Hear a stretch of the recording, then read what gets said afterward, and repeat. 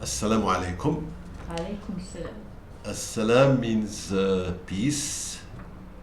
It also means hello. It means goodbye. It's also one of the names of God in Islam. So you hear people called Abdus Salam. The subject Islam is a big subject. I am a linguist. I am not a theologian or a clergyman or whatever. So I hope you will accept what I will say about Islam. Agreed? Yes. Agreed. Okay. So I will divide my subject into 5 verses, 5 historical pages, 5 books, 5 groups, and a few VIPs. The history of Islam starts, of course, with the Prophet Muhammad, and then came the caliphs, and then the Umayyads, the Abbasid, and finally the Ottomans. The books, obviously, have the Quran,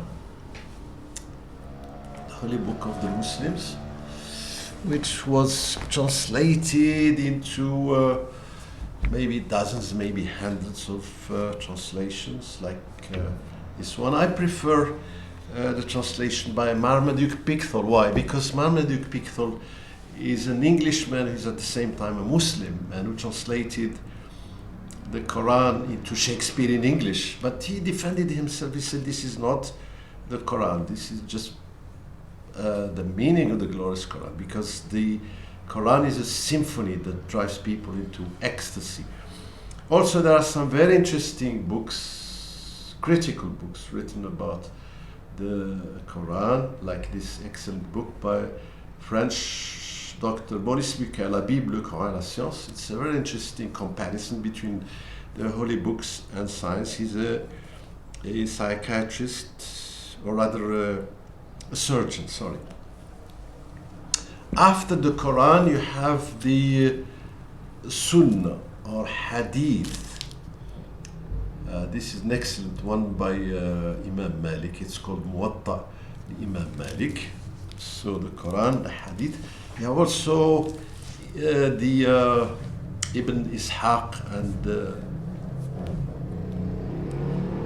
there are many biographers of the Prophet Muhammad. I can suggest this one, like called Maxim Rodinson Mahomet, and an even better one,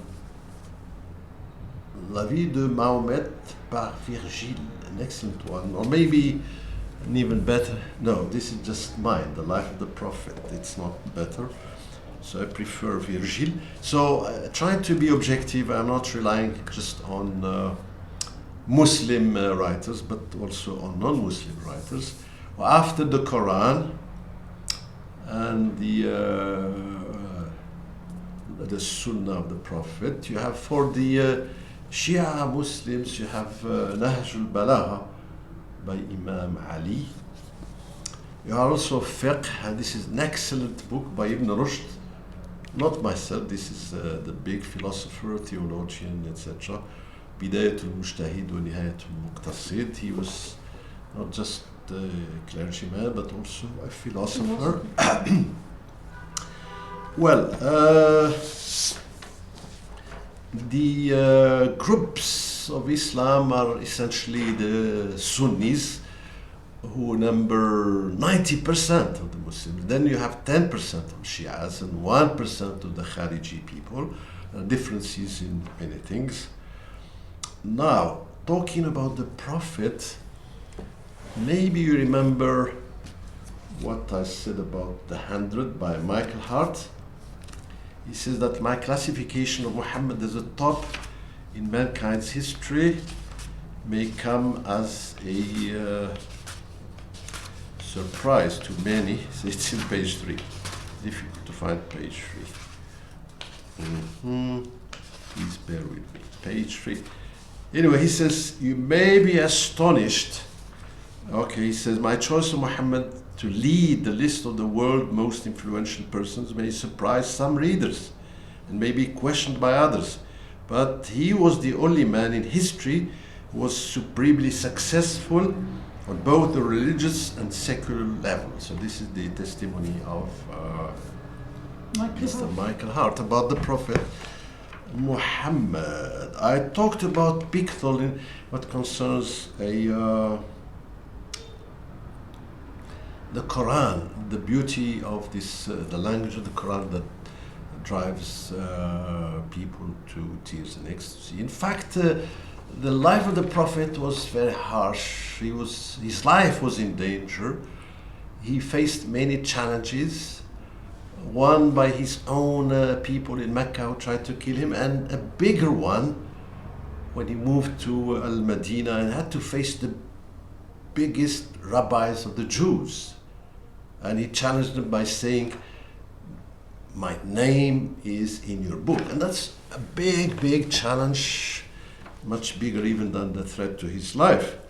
So how can an Arab, illiterate Arab who didn't know even his language, challenge the biggest rabbis and say, "My name is there"?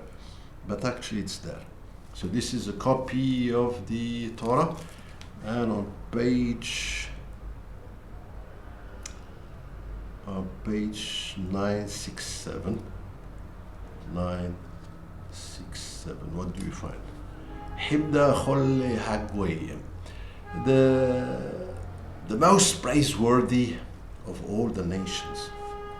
So the challenge was won by intellectual challenge by Muhammad. Also, the Quraysh people were proud of their poets, and one time they wanted to challenge him by sending Al-Walid ibn al-Mughira to test this language, new language, which is the Quran, and tell them which literary style, between inverted commas, is the Quran. Al-Walid went to the Prophet Muhammad and tried to argue with him and even convince him to stop talking about that there is only one God. Because this is the key to Islam. There is only one God. But for the Arabs, there are many. But the Prophet read for him a verse about some Arab tribes, earlier Arab tribes, who were destroyed because they didn't believe in God. And Walid went and closed the mouth of the Prophet and ran away to his home to hide. And Quraysh were waiting for his verdict. What is this Quran? Is it new poetry? They pressured him to say something about this Quran, and at the end, Mr. Walid said, "Well, it's nothing poetry, poets. It's magic." So this is Walid ibn Mughira, the father of it's neither prose, yes, nor poetry. It's something different. And we saw Himda Kholle Hagwayim. Now, as soon as the Prophet died, there was a big problem and struggle of power between the different groups in Medina. The Prophet had succeeded in drawing the Arabs together, uniting them, which is one of his miracles, if you like. But when he was about to die, let me just read it in its original language. Les groupes qu'avait lié forte personnalité de Mohammed se retrouvèrent tout à coup isolés les unes des autres avec leurs réactions propres. La communauté musulmane, fondée sur la liaison étroite d'une idéologie avec la structure d'un État embryonnaire, allait-elle subsister? This newborn state was about to explode. Why? Because there were many people there.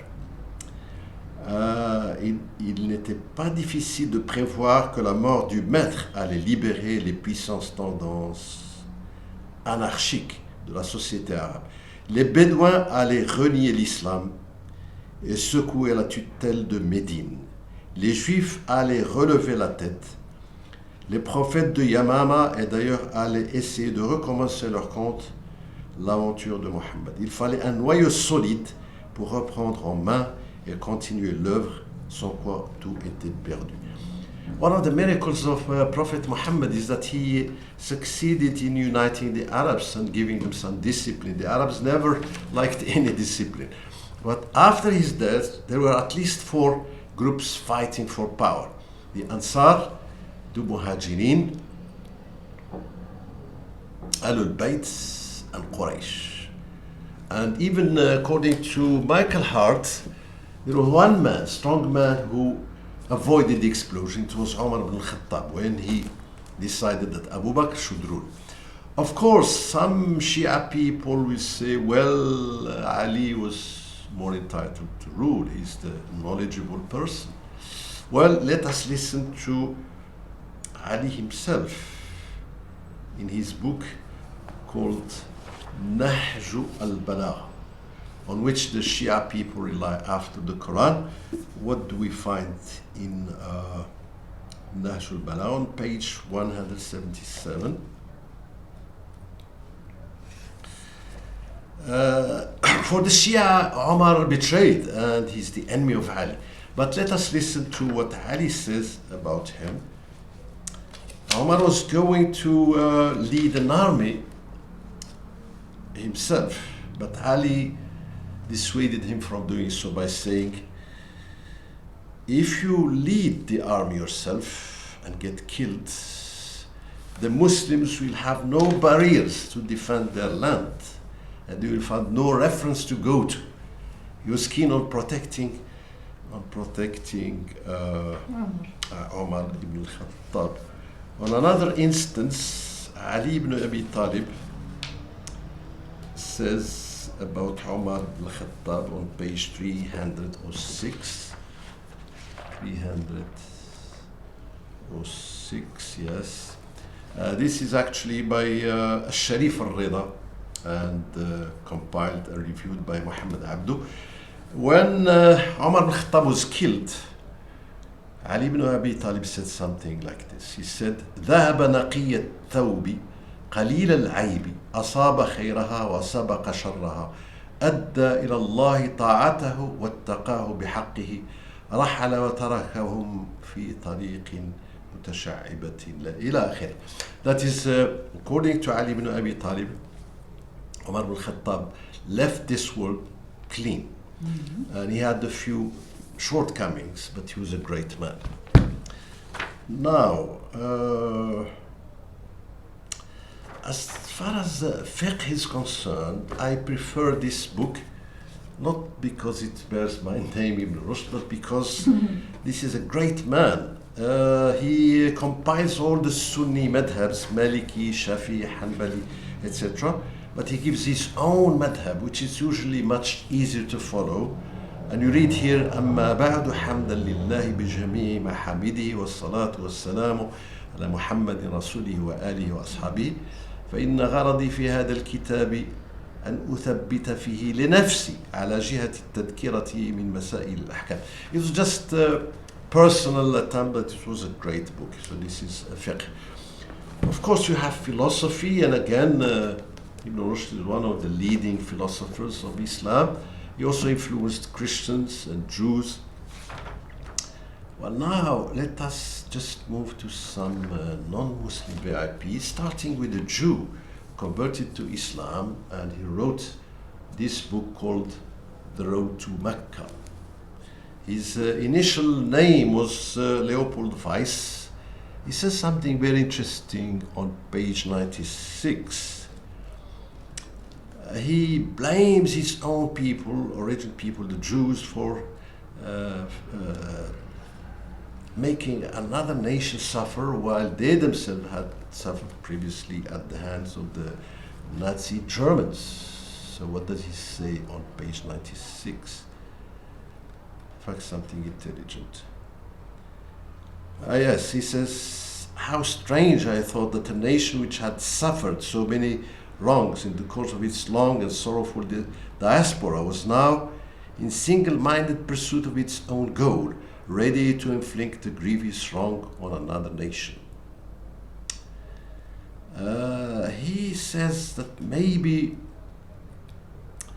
the Jewish people, or how was it possible, I wondered, for people endowed with so much creative intelligence as the Jews to think the Zionist-Arab conflict in Jewish terms alone? Did they not realize that the problem of the Jews in Palestine could, in the long run, be solved only through friendly cooperation with the Arabs? So the Arabs and the Jews should be more clever and try to find peaceful solutions instead of killing each other. Now there is a pop singer called Cat Stevens. He also turned from music to Islam. And you have a great Afro-American called Malcolm X. You know him. What does he say on page 431? 431, yes. When he turned to Islam, he said, Allah always gives you signs when you are with Him, that He is with you. Moving to Roger Garaudy, a Marxist who became a Muslim. He's written Promesse de l'Islam. He has also written L'Affaire Israël. On page 101, what does he say? 101. On page 101, he says that the promise made to the prophets of Israel, and especially to Abraham, is to the harvest and the kingdom of David and Solomon, with a design from God, calling people to giving it the promise of God. And this promise is to bless all the nations of the earth in Palestine, not just one nation. Okay, and he's a great man from South Africa, also called Ahmed Deedat. He discusses many things and compares Judaism, Christianity, and Islam. One of his books is called What is His Name? What is the true name of God that should unite Jews, Christians, and Muslims? Well, in Islam, as I said, there are many groups. You have the Sunnis, the Shia, the Mu'tazili, but you have also the Sufis. The Sufis are between the Wahhabis